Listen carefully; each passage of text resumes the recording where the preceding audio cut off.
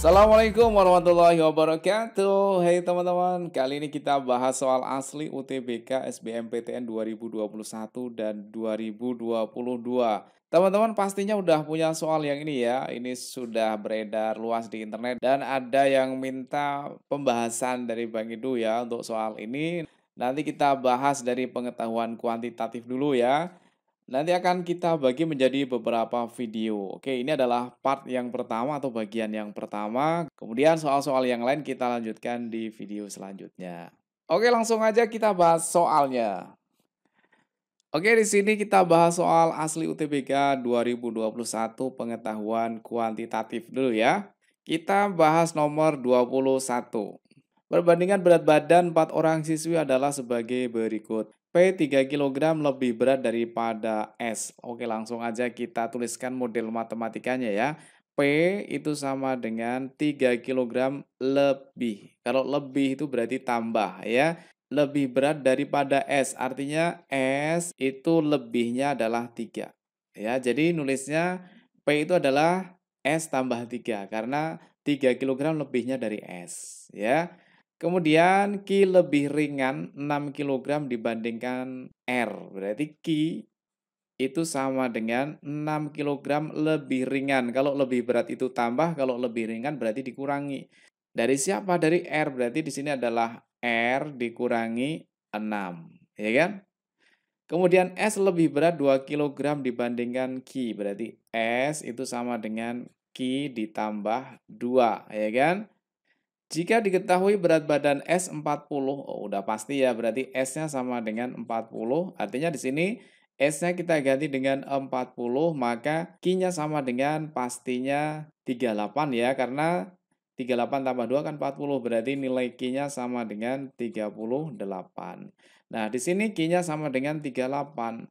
Nah, sekarang R-nya berapa? Berapa kurangi 6 hasilnya 38. Atau R sama dengan 38 tambah 6. Itu R-nya berarti 44 ya kan? Oke, berarti R-nya sama dengan 44. Kemudian P-nya sama dengan S tambah 3. S-nya kan 40, berarti 40 tambah 3, yaitu 43 itu adalah nilai P. P-nya sama dengan 43. Nah, sekarang tinggal kita lihat di sini berat badan P lebih besar dari R. P-nya 43, kemudian lebih besar dari R. R-nya 44. Berarti salah dong. Oke, yang B. S lebih besar dari R. S-nya kan 40, ya kan? Lebih besar dari R. R-nya adalah 44. Salah dong, ya kan? Kemudian yang C, berat badan R, R-nya adalah 44, ya kan? Lebih besar dari P. P-nya 43. Wah, ini baru benar, ya kan? Jadi jawabannya adalah yang C, ya kan? Oke, 22. 5,055 dibagi 2,022 sama dengan titik-titik. Mudah teman-teman. Ini masing-masing kita bagi dengan 1,011 ya. 5,055 dibagi 1,011 itu nilainya sama dengan 5. Kemudian dibagi dengan, ini kalau kita bagi hasilnya 2. Maka artinya adalah 5 bagi 2 itu sama dengan 2,5. Jadi jawabannya adalah yang D. Oke, lanjut soal nomor 23 ya. Bilangan berikut yang merupakan bilangan kuadrat sekaligus bilangan pangkat 3, yaitu yang mana? Bilangan kuadrat sekaligus pangkat 3. Kalau 8 bukan ya. 27 juga bukan. 64. 64 itu sama halnya dengan 8 kuadrat. Atau 64 bisa kita buat menjadi 4 pangkat 3. 4 pangkat 3, 64, 8 pangkat 2, 64. Berarti benar dong, kalau gitu jawabannya adalah yang C. Oke, lanjut soal nomor 24. Berapa kisaran dari himpunan S? Yang pertama, median dari S adalah 12. Yang kedua, suku terkecil dari S merupakan bilangan prima terkecil dan suku terbesar dari S sama dengan kuadrat dari suku pertama dikali 7. Yang ditanyakan berapa kisaran dari himpunan S. Kalau hanya nomor 1 itu belum bisa menjawab ya. Coba kalau kita pakai yang nomor 2, suku terkecil dari S merupakan bilangan prima terkecil. Berarti bilangan prima terkecil itu 2. Dan suku terbesarnya dari S sama dengan kuadrat dari suku pertama, berarti suku pertamanya ini ya, dikuadratkan kemudian dikali 7. 2 kuadrat itu 4 kali 7 berarti 28. Ini yang terkecil, ini yang terbesar. Berarti kisarannya ya sekitar ini 2 sampai 28. Jadi dengan data ini bisa menjawab pertanyaan ini. Jadi dengan nomor 2 saja udah cukup, tidak perlu nomor 1 ya. Jadi jawabannya yang mana? Ya, jawabannya adalah yang B ya kan. Pernyataan 2 saja cukup untuk menjawab pertanyaan, tetapi pernyataan 1 saja itu tidak cukup. Oke lanjut, jika P adalah bilangan habis dibagi 7 dan nilainya lebih besar dari 14 dan kurang dari 28. Sedangkan Q adalah bilangan ganjil yang nilainya di antara 19 dan 23, maka pernyataan yang paling tepat adalah, jadi P-nya itu antara 14 sampai dengan 28, tapi yang habis dibagi 7. Ya, berarti di sini nilainya 21 dong, ya kan? 21 bagi 7 kan bisa, dan ini letaknya di antara 14 dan 28. Kalau gitu nilai P-nya sama dengan 21, ya kan? Nah, sekarang nilai Q-nya, sedangkan Q adalah bilangan ganjil yang nilainya antara 19 dan 23. Berarti Q-nya sama dengan 21 juga, ya kan? Nah, kalau gitu nilai P sama dengan Q, yaitu jawabannya adalah yang A. Oke, lanjut soal nomor 26. Jika A lebih besar sama dengan 3, maka nilai 5A plus 3 adalah. Oke, kita anggap A-nya sama dengan 3 dulu ya. Kalau A-nya kita ganti sama dengan 3, kemudian kita substitusikan ke sini ya. Artinya A-nya ini kita ganti 3, jadinya 5 kali 3 itu 15, ditambah 3 berarti 18. Jadi batasnya adalah 18. Kemudian tinggal kita kasih tanda yang kayak gini ya. Jadi artinya 5A plus 3 itu nilainya lebih besar sama dengan, sesuai dengan soalnya, berapa? 18. Jadi jawabannya adalah yang C.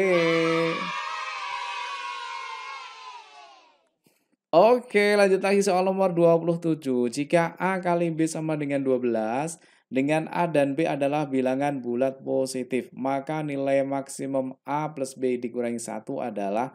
Oke, teman-teman, kata kuncinya di sini kalau dikalikan itu hasilnya berapa? 12. Berarti 12 itu bisa kita buat bentuk perkalian antara 1 kali 12, ya kan? Nilainya 12, atau 2 kali 6, nilainya 12, atau 3 kali 4. Nah, masalahnya yang ditanyakan di sini adalah nilai maksimum jika A tambah B. Nah, yang ini kalau kita tambahkan ya, kalau kita tambahkan hasilnya adalah 13, kemudian yang ini kalau kita tambahkan hasilnya 8, yang ini kalau kita tambahkan hasilnya 7. Nah, ternyata yang paling besar adalah 13, berarti angkanya adalah 1 dan 12, artinya A-nya 1, B-nya 12. Nah, A tambah B itu 13 ya, di sini nilainya 13 kemudian kurangi 1 berarti jawabannya yang D, ya kan? Oke, lanjut nomor 28 ya. Jika P lebih besar 3 dan Q-nya lebih besar 4, maka nilai P kali Q. Udah, langsung kita kalikan aja. P-nya adalah 3 kali Q. Q-nya adalah 4. 3 kali 4 berarti 12. Kemudian kita ambil tandanya di sini. Ini tandanya lebih dari ya kan? Berarti artinya nilai P kali Q lebih dari 12. Jadi jawabannya adalah yang C. Oke, kita lanjut lagi. Agen properti menawarkan 5 buah rumah dengan luas dan tipe sama. Harga kelima rumah tersebut ditentukan oleh panorama sekelilingnya. Ada pernyataan ini, langsung aja ke yang ditanyakan, urutan 3 rumah yang memiliki panorama terindah adalah. Berarti pastinya yang harganya paling mahal ya. 3 rumah yang paling mahal. Sekarang kita cek yang ini ya. Rumah R berharga 3 kali lipat dari Q. Berarti R-nya itu harganya 3 kali Q. Kemudian yang kedua, harga rumah S adalah harga rumah R ditambah Q. Harga rumah R ditambah Q. R-nya saja 3 kalinya Q. Di sini R ditambah Q berarti pastinya lebih besar S ya. Jadi di sini dari R sama S lebih besar S-nya. S-nya lebih besar, kita tulis di depan dulu. kemudian di sini baru R ya kan. Oke, kita lihat yang ketiga.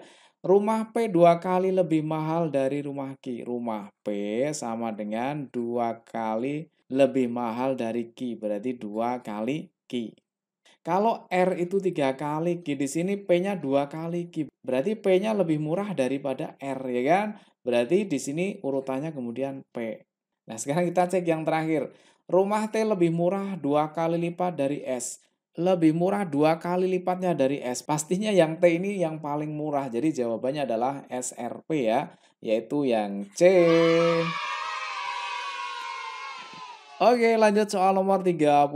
Sebuah pos satpam biasanya diisi 2 sampai 3 personel secara bergantian oleh Pono, Supandi, Mursid, Daniel, dan Waluyo. Tugas jaga ditentukan dengan ketentuan sebagai berikut. Setiap orang mendapat jatah 3 hari bertugas dan libur setiap Senin. Pada hari Selasa dan Jumat harus ada 3 personel. Pono bertugas selama 3 hari berturut-turut termasuk Jumat. Daniel tidak bertugas di hari Minggu. Hari tugas Supandi dan Mursid berselang-seling. Waluyo selalu bertugas bersama Supandi. Jika Mursid bertugas pada hari Rabu, manakah pernyataan yang tepat? Oke, di sini ada liburnya hari Senin. Berarti Senin nggak ikut ya. Berarti dimulai dari hari Selasa, Rabu, Kamis, Jumat, Sabtu, dan Minggu ya. Kemudian yang kedua, Selasa dan Jumat harus ada 3 personel ya. Selasa itu berarti harus ada 3, kemudian Jumat harus ada 3. Padahal di sini personelnya itu antara 2 sampai 3 ya. Berarti 2 boleh, 3 juga boleh.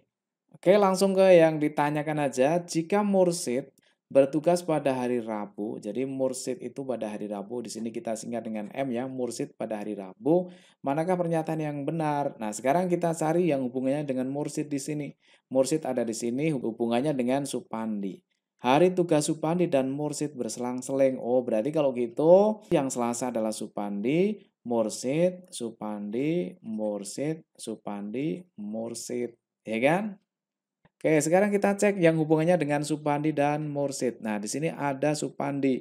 Waluyo selalu bertugas bersama Supandi. Berarti di mana ada S, di situ ada Waluyo. Berarti di sini ada Waluyo, ada Waluyo, ada Waluyo. Ya kan? Kemudian Daniel tidak bertugas di hari Minggu. Oke, nanti dulu.